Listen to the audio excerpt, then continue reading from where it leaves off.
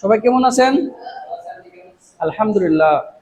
আমরা আহ, আজকে শিখব ভয়েস চেঞ্জ। এর আগে আমরা যেটা শিখেছিলাম সেটি হলো আহ, সকল টেন্স যুক্ত সেন্টেন্সকে কিভাবে অ্যাক্টিভ থেকে প্যাসিভ করতে হয়। ঠিক আছে? আচ্ছা, এখন আমরা আজকে আমরা শিখবো ইম্পারেটিভ সেন্টেন্স। কারণ যেহেতু সামনে আপনাদের পরীক্ষা, এক্সাম শুরু হবে, আপনাদের টিউটোরিয়াল এক্সাম। ঠিক আছে? সেক্ষেত্রে ইম্পারেটিভ সেন্টেন্সটা খুবই গুরুত্বপূর্ণ। কি বলছি বুঝতে পারছেন? ইম্পারেটিভ সেন্টেন্স নিয়ে আজকে আমরা ডিসকাস করব। ইম্পারেটিভ সেন্টেন্স যুক্ত কিভাবে অ্যাক্টিভ থেকে প্যাসিভ করতে হয়। নাও গেট স্টার্টেড। সবাই খাতা কলম বের করেন। অ্যাক্টিভ থেকে প্যাসিভ। ওকে, তাহলে আমরা আজকে যেটা শিখবো সেটি হচ্ছে imperative sentence. Imperative imperative sentence, এটা পরীক্ষার জন্য খুবই গুরুত্বপূর্ণ। ঠিক আছে? আচ্ছা, এই ইম্পারেটিভ সেন্টেন্স অনেক ঝামেলার। আজকে আমরা শর্টকাটে করবো এটা। ঠিক আছে? এটা মাত্র মাত্র 5 মিনিটে ইম্পারেটিভ সেন্টেন্স শেষ হয়ে যাবে। মাত্র আমার মাত্র 5 মিনিটে এটা ইম্পারেটিভ সেন্টেন্স শেষ করে ফেলবো। ঠিক আছে? এই ইম্পারেটিভ সেন্টেন্স আগে জানতে হবে কি কি থাকে। ইম্পারেটিভ সেন্টেন্স কি কি থাকে? ঠিক আছে? লেট থাকবে, তারপরে থাকবে হচ্ছে লেটস থাকবে, তারপর থাকবে হচ্ছে ডোন্ট থাকবে,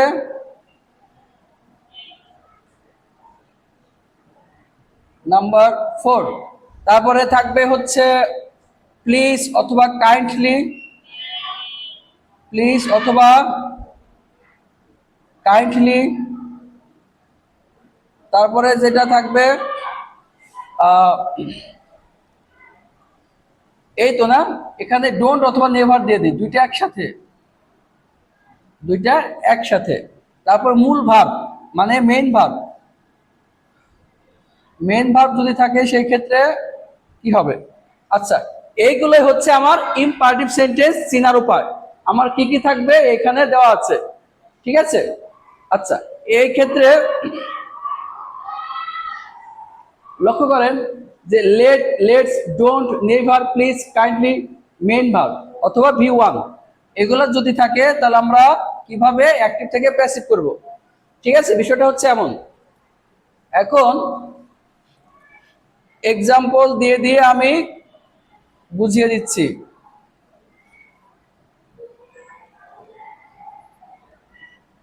যেমন যদি থাকে হচ্ছে let, let me do the work, let me do দা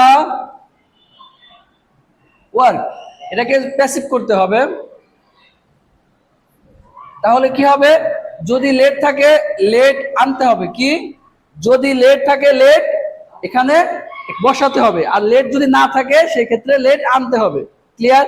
যেহেতু এখানে লেট আছে তাহলে আমরা এখানে লেট বসাবো। তারপরে লেটে পরে কি আছে? মি আছে। আবার এখানে আছে দা ওয়ার্ক। অবজেক্ট কিন্তু এখানে কয়টা আছে? দুইটা অবজেক্ট, দুইটা আছে।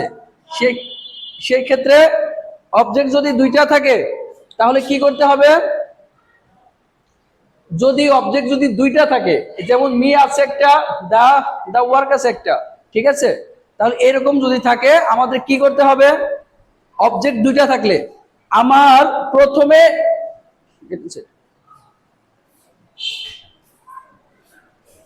প্রথমে যে অবজেক্ট আছে সেটা হচ্ছে ব্যক্তিবাচক অবজেক্ট। কি object?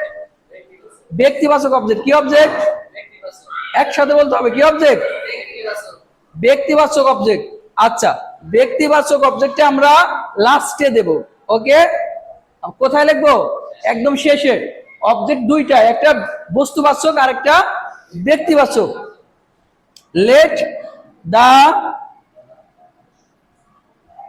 Work, let the work তারপরে ইম্পারেটিভে এক্সট্রা বি যোগ করতে হয়। কি যোগ করতে হয়? এক্সট্রা বি যোগ করতে হয়।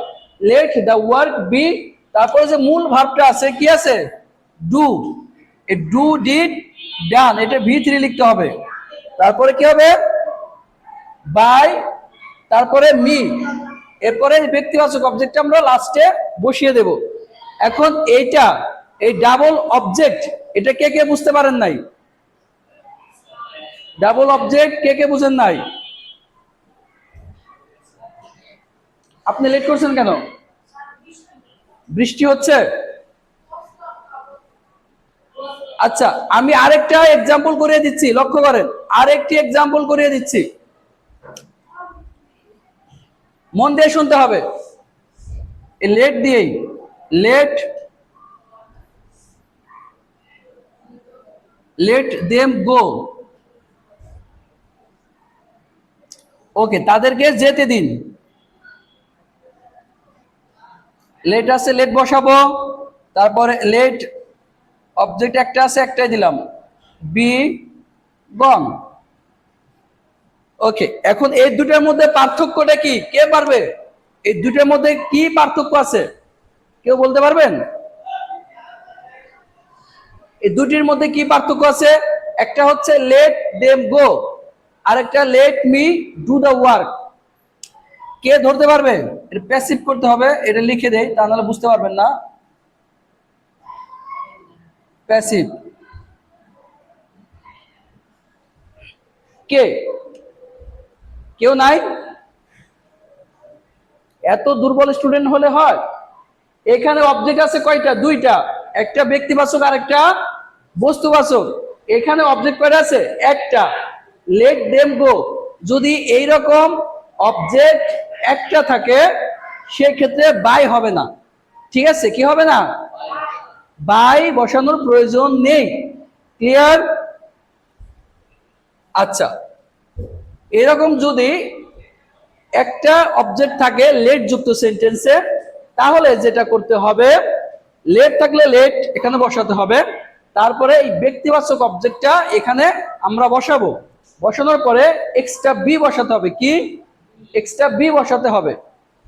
তারপরে গো এর V3 কি হবে? গো ওয়েন্ট গন, গো ওয়েন্ট গন, তারপরে শেষ। আর আগেরটা ছিল ডাবল অবজেক্ট, যার কারণে বাই হয়েছে। ক্লিয়ার? এবং বাইয়ের পরে আমরা কি দেব? ব্যক্তিবাচক অবজেক্টটা বসিয়ে দেব। ওকে, ক্লিয়ার? আর কারণ সমস্যা আছে? হ্যাঁ, তারপর দুই একজন বুঝলে হবে। বুঝছেন কিনা? এখন আমরা যাব লেট যুক্ত সেন্টেন্সে কোনো সমস্যা নাই কি? নাই। লেট যুক্ত সেন্টেন্সে কোনো সমস্যা আছে? এরপরে আমরা যাব যেটা, এটার সেম প্রকৃতির হচ্ছে, এখানে সবচেয়ে সহজ হচ্ছে প্লিজ অথবা কাইন্ডলি। কি আছে? প্লিজ অথবা কাইন্ডলি আছে। কি আছে? প্লিজ অথবা কাইন্ডলি, যার অর্থ হচ্ছে দয়া করে বা অনুগ্রহ করে। কি? এই প্লিজ অথবা কাইন্ডলি যুক্ত লেট কেন? এই প্লিজ অথবা কাইন্ডলি যুক্ত সেন্টেন্সে কিভাবে আমরা অ্যাক্টিভ থেকে প্যাসিভ করব? ঠিক আছে, এটা কিন্তু খুবই সহজ, কারণ আপনাদের পরীক্ষা তো সামনে, সময় একদম কম। দেখেন, এই প্লিজ আগে যেগুলো সহজ সেগুলো আগে করিয়ে দিচ্ছি। হ্যাঁ,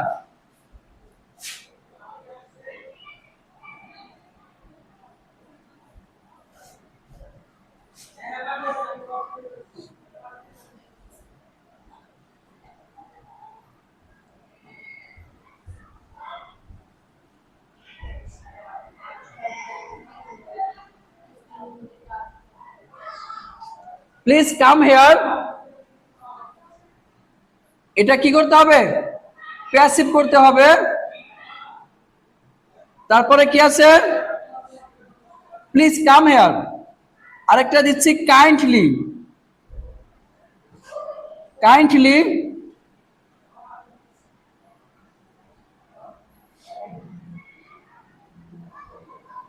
attend in the class, every day অথবা এভরি সিঙ্গেল ডে। ওকে, এটা কিন্তু একটু বড় সেন্টেন্স হয়ে গেল, লক্ষ্য করেন। দা মোস্ট ইম্পর্টেন্ট, এগুলা প্লিজ অথবা কাইন্ডলি দিয়ে অনেক বড় বড় সেন্টেন্স তৈরি হয়, কিন্তু এই বড় বড় সেন্টেন্সকে আমরা কিভাবে অ্যাক্টিভ থেকে প্যাসিভ করবো? খুবই সিম্পল এটা। এইখানে আমার শুধু প্লিজ অথবা কাইন্ডলি এইটুকের জায়গায় আমরা শুধু লিখবো ইউ আর রিকোয়েস্টেড টু। কি লিখবো? You are requested to. শুধু প্লিজ অথবা কাইন্ডলি এইটার পরিবর্তে লিখবো। লক্ষ্য করেন, ইউ আর রিকোয়েস্টেড টু। কি লিখবো? You are requested to. তারপরে দেখেন এইটুক লিখলাম শুধু এটার জন্য, এই প্লিজ থাকার কারণে ইউ আর রিকোয়েস্টেড টু, এটার জন্য শুধু আমরা এইটুক লিখলাম, দেখছেন? তারপরে প্লিজ এর পরে যা আছে বাকি অংশ চোখ বন্ধ করে আমরা বসিয়ে দেব, কোনো সমস্যা নেই। কাম হেয়ার, একদম সহজ লাগলো না এটা? প্লিজ থাকলে কি হবে? You are requested to. আবার একসাথে, ইউ আর রিকোয়েস্টেড টু। তারপরে যা আছে চোখ বন্ধ করে এক বসিয়ে দিবেন, কোনো সমস্যা? আচ্ছা, আবার এটা কি আছে? কাইন্ডলি আছে। কি আছে? কি আছে? কাইন্ডলি। একই, দুইটা সেম। কাইন্ডলি যদি থাকে ইউ আর রিকোয়েস্টেড টু, কি লিখবো? You are requested to. You are requested to. তারপরে যা আছে সম্পূর্ণ ঠিক থাকবে। এখান থেকে একটু যদি আমরা বাদ দেই, তারপর থাকে attend in the class everyday. In the class everyday. এখন আশা করি প্লিজ অথবা কাইন্ডলি দিয়ে এখন আপনারা সবাই করতে পারবেন কিনা? পারবেন? হাবিব, কি সহজ হয়ে গেল না বিষয়টা? এইগুলাই আপনাদের এই পরীক্ষার জন্য থাকবে, ইম্পারেটিভ সেন্টেন্স। আচ্ছা, তাহলে প্লিজ এবং কাইন্ডলি এটা শেষ হয়ে গেছে, আশা করি সবাই বুঝতে পারছেন। এইবার এখন যদি করতে দেই আপনারা পারবেন তো? আচ্ছা,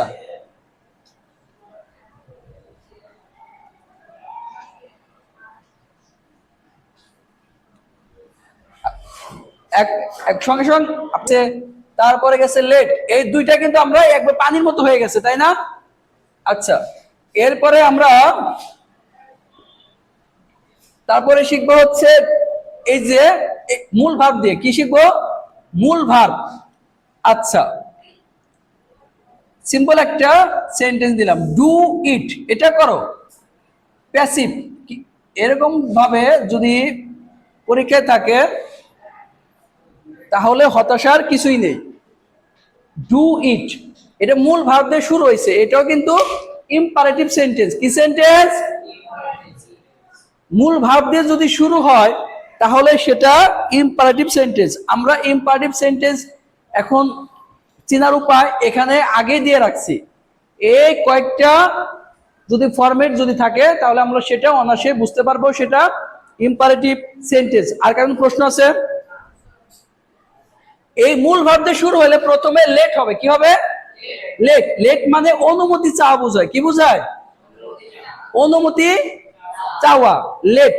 আরেকটা আছে লেট, লক্ষ্য করেন, একটা আছে লেট মানে অনুমতি চাওয়া। কি বোঝায়? অনুমতি চাওয়া। আচ্ছা, আরেকটা আছে লেট, এল এ টি ই, এই লেট মানে দেরি করা। কি করা? দেরি করা। উচ্চারণে একটু ব্যবধান আছে, ঠিক কিনা? একটা লেট, এটার উচ্চারণ কি হবে? লয়কার লেট নাকি লেট, আর এটার কি হবে? লেট, লয়কার লে রস্যই ট, উচ্চারণে লেট। ঠিক আছে বিষয়টা? আচ্ছা, তাহলে এই মূল ভার্ব ডু ইট, এরকম ভাবে অনেক সেন্টেন্স আছে মূল ভার্ব দিয়ে। তাহলে মূল ভার্ব দিয়ে যদি শুরু হয় সেই ক্ষেত্রে কি করতে হবে, প্রথমে লেট বসাতে হবে। ক্লিয়ার? যেহেতু এখানে লেট নাই, প্যাসিভে লেট বসাতে হবে। অবজেক্ট কি আছে? ইট। অবজেক্ট কি? ইট। এরপরে এক্সট্রা বি যোগ করতে হবে, কারণ ইম্পারেটিভ সেন্টেন্সে এক্সট্রা বি যোগ করতে হয়। কি যোগ করতে হয়? বি যোগ করতে হয়। ঠিক আছে, লেট ইট বি। তারপরে মূল ভার্ব যেটা আছে সেটার কি হবে? V3 বসাতে হবে। ডু, ডিড, ডান। শেষ হয়ে গেল। একবারে সহজ, ঠিক কিনা? এটা সহজ লাগতেছে? সহজ, গুড। আমরা আরেকটা এক্সাম্পল দেব। ব্রেক। ব্রেক মানে কি, কে পারবে? Break the bundle of sticks. Break the bundle, bundle মানে কি? আটি। কি বলেন তো? আটি। Break the bundle of sticks. Stick মানে কি? লাঠি। কি? স্টিক্স। ওকে, তাহলে অর্থ কি?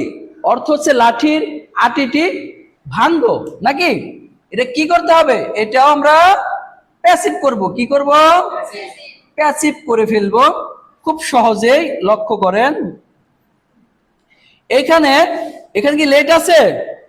লেট নাই। তার মানে এটা কি? মূল ভার্ব দিয়ে শুরু হয়েছে। কি দিয়ে?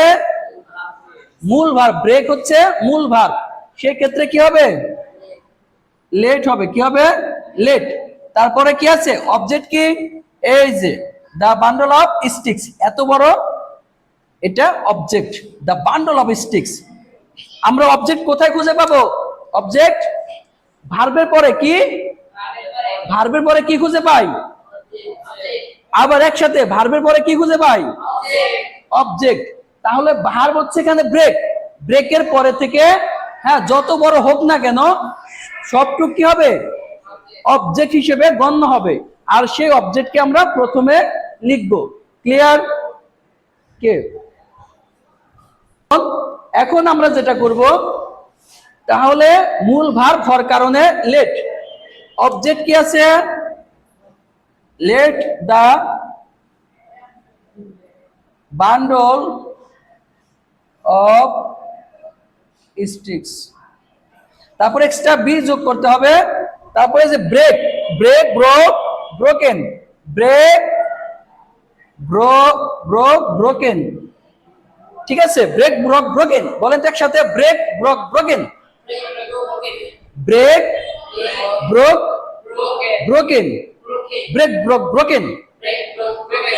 এরকম ভাবে মানে উচ্চারণ করতে হবে, শিখতে হবে। Fly, flew, from, break, broke, broken, এরকম ভাবে বলতে হবে। তাহলে আপনাদের যে জড়তা আছে ইংরেজিতে, এটা দূর হয়ে যাবে খুব দ্রুত গতিতে। বলতে বলতে কি আপনাদের জড়তা কেটে যাবে। আচ্ছা, এখন তাহলে এটা নোট করে নেন আপনারা, হ্যাঁ? আচ্ছা, তারপরে, আচ্ছা, এরপর এখন শিখাবো নেগেটিভ। কোনটা শিখাবো? নেগেটিভ শিখাবো। কোনটা?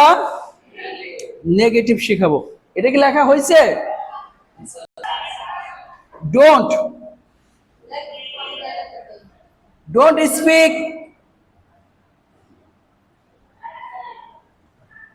Don't speak. আর কিছু নাই।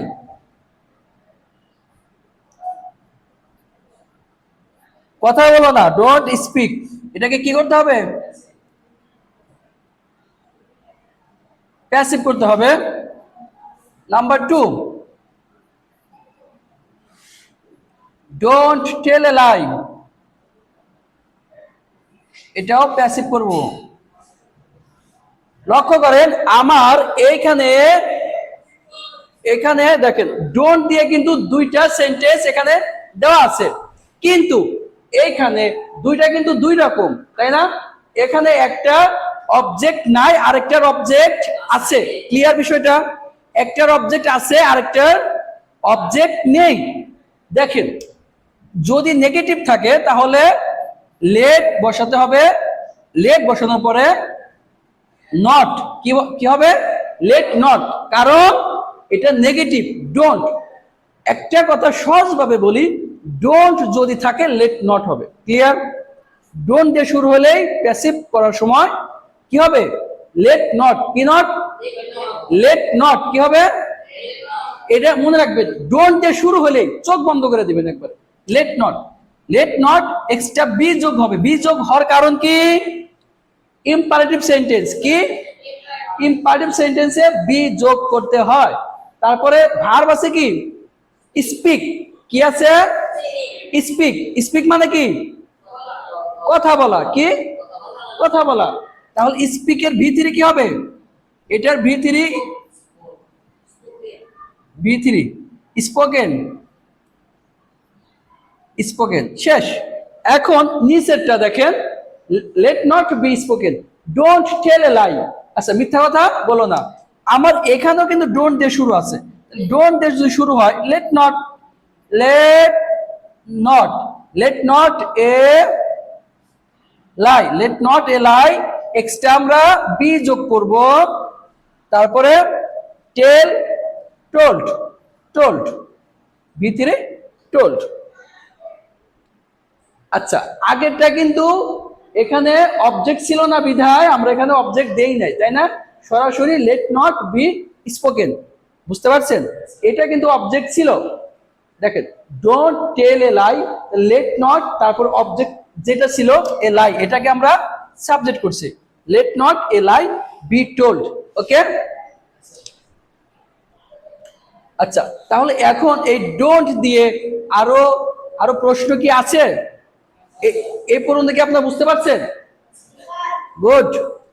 এখন আমরা যেটা শিখব, লেটস। আচ্ছা, কিন্তু ইম্পারেটিভ সেন্টেন্স এটা হচ্ছে চেনার উপায়। এটা কি? চেনার উপায়।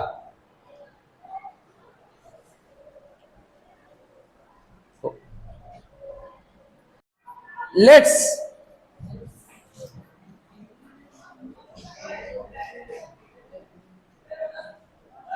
যেহেতু স্কুলের মাঠে এখন বৃষ্টির ভিতরে ফুটবল খেলতেছে, এই জন্য ফুটবল দিলাম। চলো ফুটবল খেলি। এটাকে আমরা কি করব? প্যাসিভ করব। সাধারণত এটার ব্যবহার খুবই কম। লেটস এর ব্যবহার অ্যাক্টিভ থেকে প্যাসিভ করার সময় লেটস এর ব্যবহার খুবই কম, খুবই রেয়ার। যদিও আসে, শিখিয়ে রাখা ভালো। আমি শিখিয়ে দিচ্ছি। Let's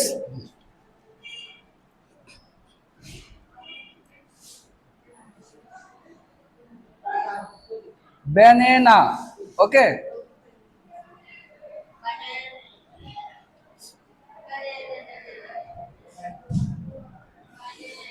Okay, now silent. Let's play football. এটা হচ্ছে ওই লেটের মতোই। কিসের মতো? লেটের মতোই। ঠিক আছে? শুধু এখানে যেটা করতে হবে, আমাদের এখানে এস যোগ থাকে। লেটের পূর্ণরূপ কি? লেট প্লাস ইউএস, তাই না? লেটাস, তাই না? কিন্তু এখানে আসের ব্যবহারটা কিন্তু এটা সাধারণত হয় না। বিভিন্ন গ্রামারবিদরা এখানে বাই আসটা যোগ করে নাই। এইভাবে লেট আছে লেট, ফুটবল আছে ফুটবল, এক্সট্রা বি যোগ করতে হবে। তারপরে প্লে, প্লেট, প্লেট, ইডি যোগ করব। এখন এখানে যে বাই আস, কারণ এখানে আস আছে, এই আসটা এখন এইটুক হচ্ছে বিখ্যাত বিখ্যাত গ্রামারবিদরা এখানে বলছে বাই আস এখানে লেখার প্রয়োজন নাই। এটা ব্যবহারের কোনো প্রয়োজন নাই। শুধু এইটুক এখানে প্রয়োগ করলেই হয়ে যাবে। এখানে বাই আসটা অতিরিক্ত ব্যবহার করার প্রয়োজন নেই। ক্লিয়ার বিষয়টা? আর আর যদি আপনারা বাই আস দেন মানে লাস্টে, কারণ এখানে তো আছে লেটস, সেক্ষেত্রে ভুল হবে না। ঠিক আছে? কিন্তু এটা ব্যবহার খুবই রেয়ার। ওকে, এখন শিখবো যেটা, লেট আছে লেট দিলাম, লেট অবজেক্ট কি আছে? ব্যানানা, এক্সট্রা বি যোগ করতে হবে। তারপর ইট অ্যাট ইটেন, ইটেন। লাস্টে যদি বাই আস দেন হবে, না দিলে কোনো প্রবলেম নাই। ঠিক আছে? আচ্ছা, এই হচ্ছে লেটস এর ব্যবহার। এখন যেটা শিখবো সেটি হচ্ছে নেভার। কিসের ব্যবহার? নেভার। এটা নেভার না, নেভার। এখন এটা এটা লেখা শেষ করছেন? লেখা শেষ। আচ্ছা, একটু দ্রুত করেন। 1 নাম্বার শেষ করছেন? আচ্ছা,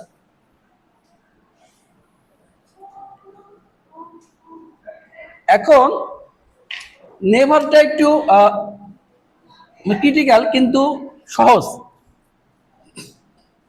নেভার টেল এ লাই, কখনো মিথ্যে কথা বলো না। এখন এটাকে যদি আমরা প্যাসিভ করতে যাই, অনেকেই সমস্যায় পড়ে যে নেভার থাকলে কি হবে। ভয়ের কিছুই নাই, নেভার আছে না, এখানে নেভার হচ্ছে একটা নেগেটিভ ওয়ার্ড। কি কি গুড, নেগেটিভ ওয়ার্ড। তাহলে নেগেটিভ ওয়ার্ড হলে let not, let not object কি আছে? এ লাই। এখন এখানে যে এ লাই, নেভার নট না কি আছে, late not a lie, extra imperative হিসেবে বি যোগ করব। তারপরে কি বি যোগ করার পরে যেটা করতে হবে, টেল, টোল্ড, টোল্ড, V3। তার আগে নেভার যদি উল্লেখ থাকে, এখানে অনেক গ্রামারবিদরা অর্থটাকে মিল রাখার জন্য ইভার যোগ করে। ইভার টোল্ড কি হবে? ইভার টোল্ড। আমি এরকম আরেকটা সেন্টেন্স দিচ্ছি। Never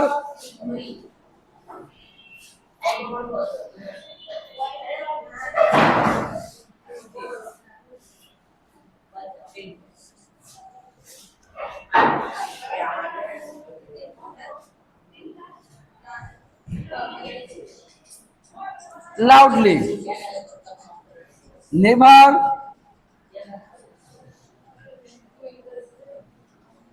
miss the class। লক্ষ্য করেন এইগুলা যে আমরা প্যাসিভ করব, প্যাসিভ, এটাও প্যাসিভ। ওকে, এখন নেভার স্পিক লাউডলি, উচ্চ স্বরে কথা বলো, কখনো উচ্চ স্বরে কথা বলো না। আচ্ছা, তাহলে কি হবে? লেট নট, লেট নট, তারপর এখানে কিন্তু অবজেক্ট নাই, আছে, এটা কিন্তু অ্যাডভার্ব। তাহলে late not be spoken loudly. ঠিক আছে, এখানে কিন্তু অবজেক্ট নাই, অবজেক্ট না থাকার কারণে একবার সোজা লিখবেন, let not be speak spoke spoken loudly. Okay, এখানে কি অবজেক্ট আছে? আছে, লেট নট। ও, এখানে কিন্তু এক্সট্রা আমার এখানে ইভার যোগ করা হয় না। কি ইভারটা যোগ করেন, তাহলে এখানে বির পরে আমরা ইভারটা যোগ করে দেব, এটা মনে রাখবেন। এখানে ইভারটা যোগ করতে হবে। লেট নট, অবজেক্ট কি আছে? The class, b ever missed, শুধু ইডি যোগ করে দিবেন। এই তো আজকে আমার ইম্পারেটিভ সেন্টেন্সের যত সমস্যা ছিল এক ক্লাসেই আপনারা সমাধান করতে পারবেন কিভাবে অ্যাক্টিভ থেকে প্যাসিভ করতে হয়। আর যারা একটু লেট করছেন অথবা অ্যাবসেন্ট ছিলেন, তারা এই ভিডিওটি বাসায় দেখে নেবেন। ঠিক আছে, কাজ আসবে। সে পর্যন্ত সবাই ভালো থাকবেন, সুস্থ থাকবেন। আগামীকাল আবার দেখা হবে। আসসালামু আলাইকুম।